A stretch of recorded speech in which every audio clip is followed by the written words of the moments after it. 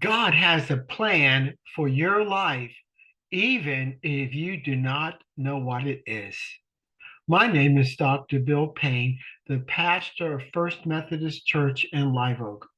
I want to tell you a story from the book of First Samuel in chapter 10.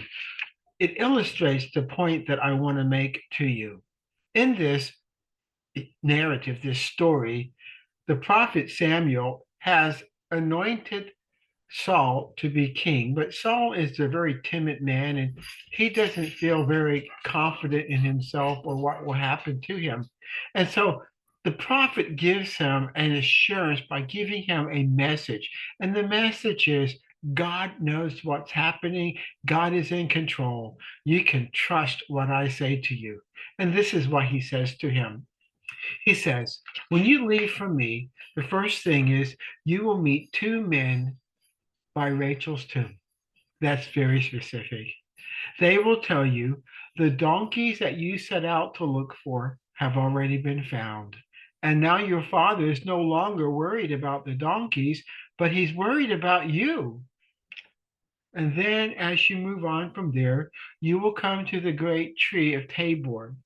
And when you come to the great tree of Tabor, you will encounter three men going up to worship God at Bethel.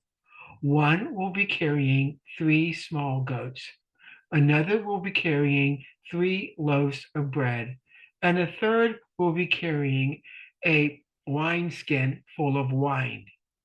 They will offer you two loaves of bread. When they do, you will accept them. And then you will move on from there to Gibeah, which is of God, where there is a Philistine outpost. And as you come near, you will meet a procession of prophets coming down from the high place. They had just been worshiping God, and they have an assortment of instruments, and they are playing those instruments because they're full of joy and they're worshiping God. And as they come down, they will be prophesying. When you come to them, the Spirit of God will fall powerfully upon you, and you will also prophesy. Now, it happened just like Samuel said it would happen. But more importantly, it happened just like God told Samuel it would happen. God was in control. And Samuel was relaying to Saul, you don't have to worry about the future, Saul, what will happen, because God has picked you. And if God picks you, then he will control the outcome of your life. Well, that's a good thought, but we know that it's not always that easy. Psalm 139 says, all the days ordained for me were written in your book before one of them came to pass. Jesus tells us that even the hair of our head are numbered. The hair of your head is numbered. It's easier to count your hair than it is to count mine, but it doesn't matter. God can count to 10 or to a billion just as easy. And then he says in Isaiah 46, God declares the end from the beginning and the beginning from the end. From ancient times, the things that have not yet happened, God declares them before any of them were done. Now, I want you to think about the providential nature of an omniscient God. If God is able to tell Saul everything that's going to happen to him that day, and if he's able to declare from ancient times the things that are going to happen in the distant future, and if he's able to number all of the hairs of your head, even when you can't imagine the number, then you can trust God to control your life. This morning, as we were in line handing out food to 400 people in cars as they drove by. I told this message to many of them that God has a plan for your life today, and He knows everything that's going to happen to you before it happens.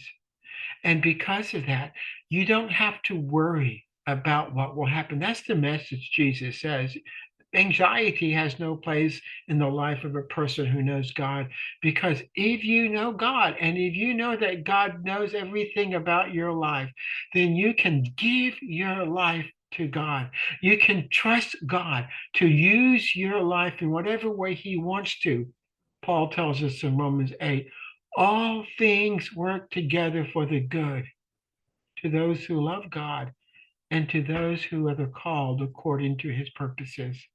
I want to encourage you today, whatever you're going through or whatever might come your way, not to be anxious about it, not to worry about it, but rather to release it to God, to trust God to be in control of your life and not to fight against it. That anxiety happens when we have a plan for our own lives and we're trying to make our plan work.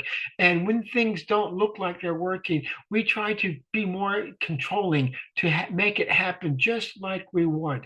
On the other end of that is faith. Faith says, I'm not controlling my life. I'm believing God.